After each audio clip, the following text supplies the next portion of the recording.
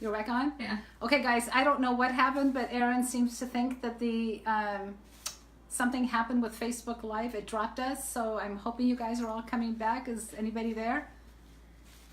Not yet. Not yet? I'm wondering if they know we're back on. Anyone?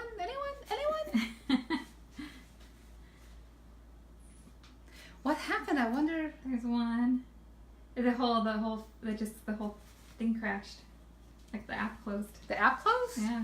How rude. So then I during reopened my talk? I know. During my class? There's one.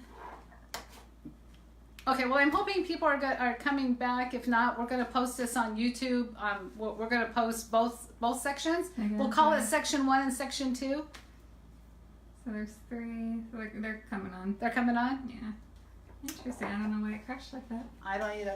Anyway, so all that we've done so far, for those of you that are coming back to us, all we've done is we've taken the roasted eggplants and the roasted tomatoes, and we put it in the food processor, and we just pulsed it a few times to basically get this consistency, like a spread consistency. That's what you want. Now, if you want to leave it chunkier, you can. If you want it, I wouldn't go like smoother than this, because then it'll be watery. You don't want to do that. So here's the stuff that we're going to start adding. And I was saying before that if you're at True North right now, you've got, 2 really good spice shop. You've got Pensie's and you've got Savory, and they each have different things. So I would honestly go check out both. But one of my favorites at Savory Spice is this onion and garlic tableside sprinkle. No salt. It is absolutely delicious. I want you to smell this, Erin, and tell me, what do you think? Yeah, that smells really good. Right? Yeah. And so that way you don't have to buy, an onion spice and a garlic spice. You've already got it, mixed in here. So we're going to take that. And don't yell at me about measuring, because I really don't know. And we're going to, because this honestly is to taste. Okay. It's not, some people may want more garlic. Some people may want less. It truly is to taste. The other thing that we're going to add in here. Kristen says, hey, gorgeous. Hi. Kristen Aw, she's so sweet. The other thing we're going to add to this is pomegranate molasses. Now, I bought this at the Middle Eastern store because I thought that the one that I usually buy, I buy it online from Amazon, and it's pure 100% pomegranate paste. There's nothing added, nothing in there. But this morning I looked because I was sure that we had it. Guess what? I was out of it. So had to run to the Middle Eastern store, and they had this. This is called pomegranate molasses, and it's by Cortez. And I like this brand, and I like it because the pomegranate paste is a little bit on the sour side. You'll find that some of the pomegranate molasses you find in some stores, some brands, they're on the sweet side. Yeah, I don't like it on the sweet side. I like it more on the sour side. Now, the only drawback to this is that they have added some sugar to it. So, if you are diabetic and if you are watching it and you don't want anything with added sugar, do not use this. Go online to Amazon, and I can send you the name of the brand that I buy, and so you can have it, and it is just pure 100% molasses. But for us right now, Erin, do you really care? Because I'm not going to use the whole bottle. I'm only going to use a little bit. Okay, so. Very thick. It's very thick. How thick can it be? Wanda says, hi, kitchen queen. Patty says, this is wonderful. Yummy. Okay, Hi, Patty. I was talking to Patty this morning. She just came back from her trip. Where did you go? Where did you go, Patty? Okay, I can't get this pomegranate out. Kristen asked, what are you making? I am making an eggplant tomato spread that we make in the Middle East, but I'm having an issue with the pomegranate paste because I can't get it out. So hold on a second while I figure out what I'm going to do. Maybe I know. Patty says that she loves this pomegranate molasses, and she bought it after your last cooking class. Ah, nice. There we go. There we go. So as you can see, it is pretty thick. but it usually comes out. Okay, this is not cooperating. Let me see if there's if my mom has another bottle. Can you see if we have another pomegranate paste, because this one's not cooperating? No, it would be right here. So this is what it's looking like so far.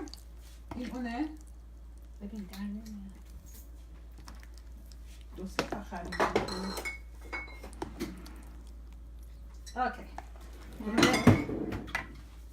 I think That one looks a little more shaky. Here. I can't even open Let it go. it. There we go. Yay! Mama got it. Mom to the rescue. There we go. That's the way it's supposed to be. Mom, no, this one's not coming out either. Because it's heavy. No, this one's not coming out either. I don't know what's going on with this.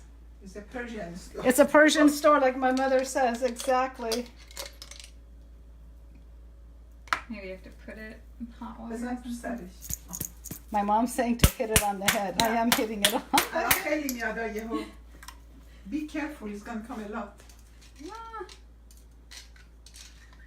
It's a good thing we don't need a lot of this, guys.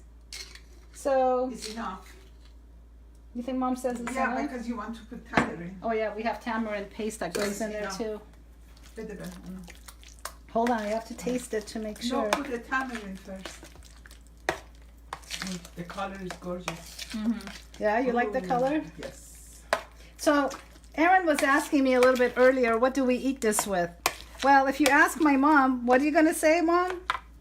Pita bread. Pita bread. Most Middle Easterns are going to eat this with pita bread, pita chips, Lavash. lavash and all that. Lavash. But the way we eat it, or I should say the way Erin and I are going to eat it. Did you buy bread? No, you didn't. Nah, she's a good We're girl. going to put it on potatoes. We're going to put it on potatoes. We're going to air fry potatoes. Now, this is tamarind paste. I sent Mom to go buy tamarind paste this morning, and she didn't like what she found, because she found one that said it's tamarind paste, but it didn't say what was in it. And according to her, she's so cute, she said that it looked oily, so she was not having it. Okay.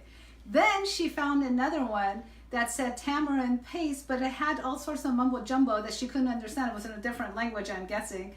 And so she didn't know Thailand. so we didn't know what was in there. So what she ended up doing is she bought the actual tamarind, the wet tamarind itself, and it has the seeds and everything in it. So they've taken it out of its shell, and they've that's all it is. It's just a pure tamarind.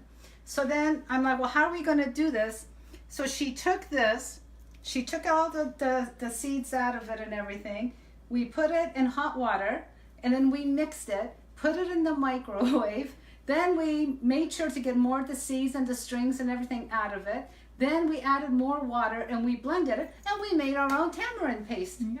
So now it's clean. We know exactly what's in it. No salt. And no salt, no nothing. It's just tamarind. And we're going to add that to it. Kristen said, I think whoever designed molasses in a narrow-mouthed bottle has a good sense of humor. Exactly. Seriously. No, the tamarind will taste fantastic. Now, the other thing we're going to add to this, look at the color. I love the color of this. The other thing we're going to add is mint leaves. And it smells so good. It's dried. And the reason we use dried mint instead of fresh mint is because the fresh mint's going to turn black after sitting in here for a while, and yeah, that doesn't look good. Does not look good. So we're going to sprinkle some of this in there. And you don't want to put too much because it'll become bitter. You just want a little bit. And yes, that's my idea of a little bit, you guys. Can you smell it? Yeah. The mint smells so good. But we're going to have to taste it pretty soon to see if we may need more garlic, you guys. We may need a little bit more tamarind. We may need a little bit more of the pomegranate. Just tamarind. Add more tamarind. No more, you don't want to add pomegranate? No. What, you're mad at the pomegranate bottle now? I don't want the clove all come off. Nah, the glove's not all gonna. I don't know why it's That's all right. yeah. The black one. No, it's not coming out. My mom's like afraid that the whole thing's gonna pop out. So if you give me a couple of spoons, we can all taste it and see. Miss I have Erin. Mama taste it. Yeah, Mom's gonna have to taste it too. It has hardly calorie, you know that.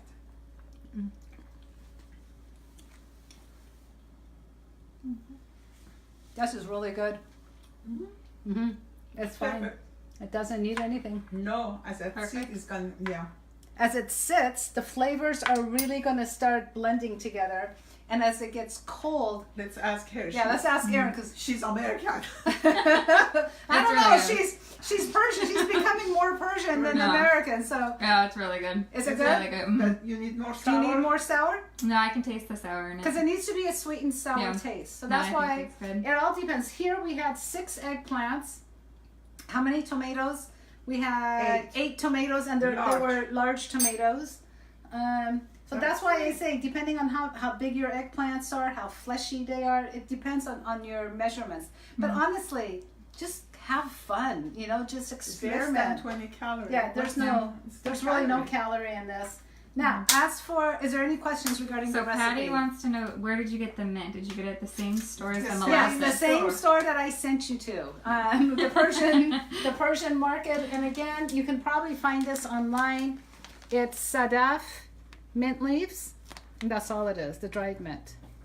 And you know, if you like Persian cooking, if you've taken my Persian cooking class webinar, we do use dried mint in a lot of the rice recipes, so you can use it. Anything else? Any other questions on this recipe? I can't wait to put this on air fried potatoes. It's got a lot of flavor in it. Right? It's really good. And okay, so my big announcement for my upcoming class that I hope those of you that are living in Southern California can attend. Space will be limited because it will be at my house. We're doing a Mother's Day brunch, and I am in collaboration with someone very special that's going to be here on that day, and that is, drum roll, I was hoping he'd be online tonight, and that is going to be Chef Mauricio from True North. Yay! Right? So those of you that have been to True North, you know what an awesome, awesome chef he is and how nice he is. So he will be here on Sunday, April 28th. We are doing a collaboration, and we've got some really great recipes in mind for you guys that we're both going to teach you. I will be posting the class link for you guys to sign up on tomorrow. Unless we get done earlier tonight, then I might be able to do it tonight, but definitely by tomorrow I'll post it. And who knows, down the future we'll probably do more collaborations together, and we'll probably do them as a webinar so that those of you that are living outside of Southern California can also have access to everything. Unfortunately, this time I cannot do a webinar because Gustavo's not here, and I don't know how to set up the computer to do any of that. So we're just going to have to do it as a class, and like I said, hopefully next time we'll do it as a webinar. Awesome. Isn't that exciting this coming? It is Yeah. exciting. We had a few questions. So Kristen wants to know, how did you cook the eggplant first? Roasted? Okay, so with the So that skin, was over there. it was over here. You could see the skin.